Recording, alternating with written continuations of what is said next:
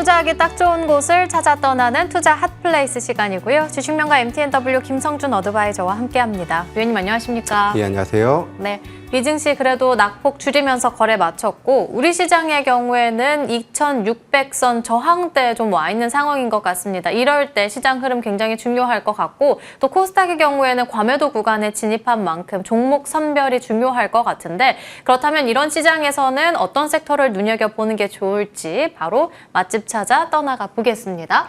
첫 번째로는 오늘도 원전입니다. 주인공 두산 에너빌리티가 오늘 또다시 강한 흐름의 신고가 경신까지 나왔고요. 또 트럼프가 이번에 원전 확대 행정명령을 검토하겠다는데 이르면 금요일 날 이 발표가 나오게 되죠. 그래서 관련한 종목들 오늘 또다시 올라오고 있습니다. 이제는 정말 끝이 어딘지 모르고 올라가고 있는데 계속해서 갈까요? 그러게 말입니다. 두산 에너빌리티가 드디어 4만 원 고지에 이제 안착을 하고 있는 모습인데요. 사실 물론 이제 트럼프 대통령이 이제 기존의 원전의 4배 이상의 그런 확대를 위한 행정명령 빠르면 이제 오늘이라고 이제 알려져 있는 부분들이어서 그런 기대감들이 상당히 좀 많이 크게 좀 분위기가 나타나고 있는 것 같습니다. 최근에 보면은 신재생 에너지도 상당히 좀 뜨거운 반등을 보이다가 또 오늘은 또 크게 좀 하락하는 모습을 보이는 것처럼 사실 원전 관련주도 역시도 뭐 최근에 아주 가파른 상승을 좀 보였습니다. 사실 제가 이제 항상 주로 말씀을 드렸던 것이 두산 에너빌리티 기준으로 4만 원 부근까지는 한번 기대를 해보는데라는 표현들이 좀 보였었는데요. 일단 사실 그 가격적으로 좀 이제 부담스러운 권에 지금 위치를 해 있다라는 측면들은 감안하셔야 될 것 같고요. 이제 무리한 추격 매수보다도 어느 정도 좀 조정이 좀 나타난 다음에는 좀 관심이 필요하다라는 정도로 보시는 게 좋을 것 같고요. 항상 오르기만 할 수는 없는 부분들이어서 그런 점들은 우리가 한번 확인을 더 해보자라는 차원에서 한번 이 섹터는 준비를 해봤습니다. 원전은 분명히 좋은 쪽은 맞지만 워낙에 많이 오른 만큼 조정 때 우리가 다시 눈여겨보는 게 좋겠고 지금은 다소 유의하면서 대응하시는 게 좋을 것 같습니다. 그럼 두 번째로는 원전과 함께 엮어볼 수 있는 섹터로 볼 수 있겠습니다. 바로 두 번째 섹터 건설 체크해 볼 수 있겠는데 오늘 몇몇 종목들이 건설주가 원전이랑 엮이게 되면서 신고가 경신까지 나왔습니다. 대선 앞두고 올라가는 건지 아니면 원전 때문에 올라가는 건지 혹시 원전 때문에 올라가는 거라면 이 궤를 같이 갈 수 있을까요? 예, 뭐 기본적으로 제가 여기서 건설주라고 하면 이제 대형 건설사들 위주로만 국한한다라는 말씀 먼저 드리고요. 말씀하셨던 것처럼 이 대형 건설사들 중에서는 이 SMR과 뭐 원전 이런 쪽에서의 또 시공 능력도 갖추고 있는 회사들이 많이 있고요. 기본적으로 물론 우리 내수 쪽에서는 여전히 뭐 건설 이렇게 좋지 않은 부분들이긴 합니다만은 사기 건설사들이야 뭐 이렇게 PF의 노출도가 그렇게 크지 않은 부분들이고요. 계속해서 이 수익성 개선 노력들을 해왔습니다. 그러면서 실적도 이제 안정화되고 있는 그런 모습들이고요. 아무튼 뭐 오늘 뭐 DLNC, 현대건설이 52주 신고가를 달성을 했었고 최근 뭐 삼성물산도 급등을 좀 했었던 모습을 보였었는데요.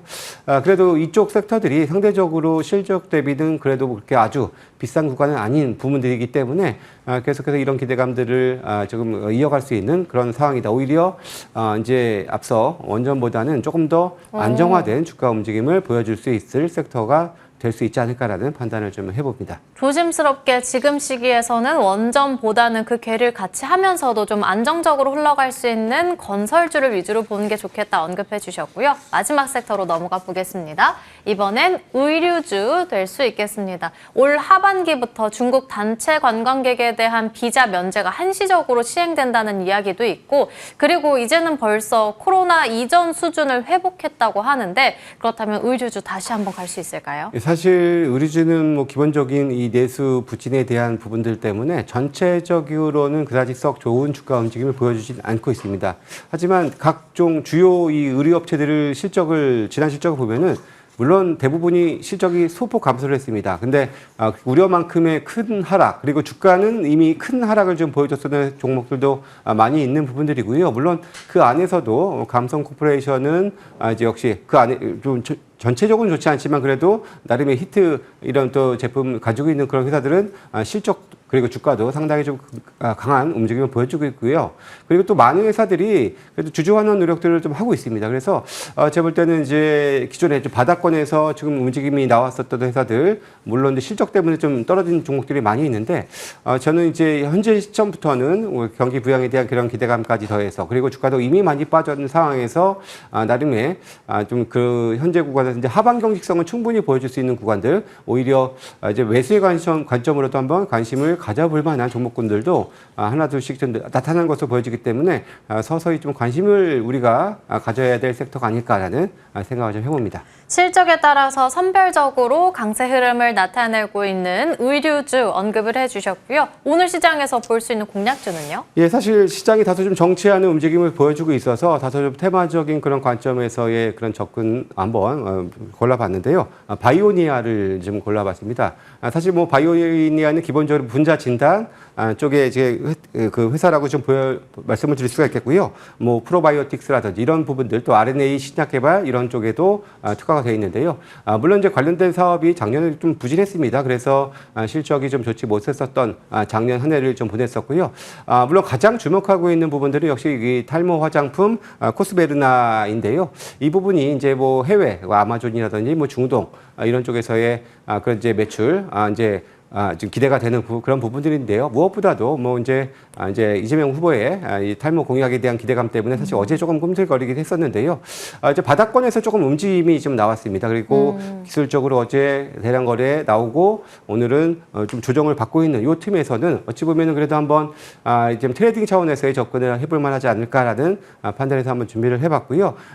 올 하반기에 흑자 전환도 기대가 될 수 있는 그런 부분들이기 때문에 어차피 이게 턴어라운드 되는 그런 회사에 대한 이런 관점에서 본다면 현재 주가 수준은 그렇게 부담스럽지 않다라는 판단도 드는 그런 상황입니다. 오늘 목표 주가는 일단 2만 원으로 제시를 해드리고요. 손절 가격은 좀 타이트하게 15,400원 제시해드리도록 하겠습니다. 탈모 치료 관련한 바이오니아를 오늘장 공략주로 꼽아주셨고요. 그리고 종목 점검으로 넘어가 본다면 토모큐브의 경우에는 지난주 신고가에 이어서 오늘 주요 라인이 될 것 같습니다. 3만 원대 지나가고 있는데 이 가격 라인에서는 어떻게 대응해 볼까요? 예, 사실 요즘에 계속해서 한 일주일 이상 이 3만 원 부근에서 기간 조정을 좀 받고 있는 그런 양상이거든요. 어떻게 보면 급등 후에 크게 조정을 받지 않고 옆으로 행보하는 가운데 수급도 안정화되고 있는 모습을 보여주고 있는 그런 상황이고요.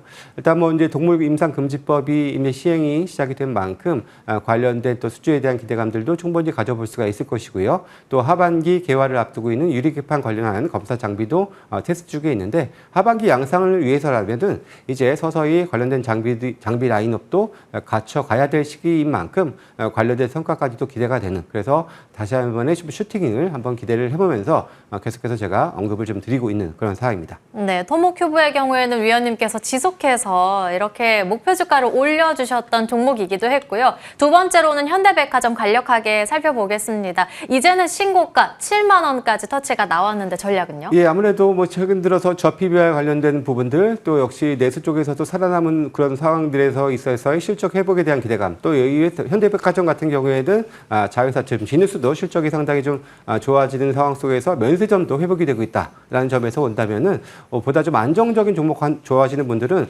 최근에 비록 조금 올랐다 하더라도 여전히 비싸지 않은 그런 상황이기 때문에 뭐 충분히 추가적인 관심도 가능한 위치에 있다라는 말씀 드리겠습니다. 여전히 매력적인 구간으로 현대백화점 언급해 주셨고요. 또 무료 공개 방송 준비해 주셨죠? 예, 그렇습니다. 오늘도 2시 반에 준비를 했는데요. 다소 좀 혼란스러운 시장이지만 뭐 이 안에서도 그래도 충분히 공략해 볼 만한 섹터, 또 종목군들도 좀 준비가 되어 있습니다. 그래서 그런 점들 좀 말씀을 드릴 테니까 많은 참여 부탁드리겠습니다. 흔들리는 장세 속에서도 공략할 수 있는 공략주들 언급해 주신다고 하니까 함께 하시길 바라겠습니다. 김성준 어드바이저와 함께 이야기 나눠봤고요. 터닝포인트 11도 여기서 마치도록 하겠습니다. 시청해 주신 여러분 고맙습니다.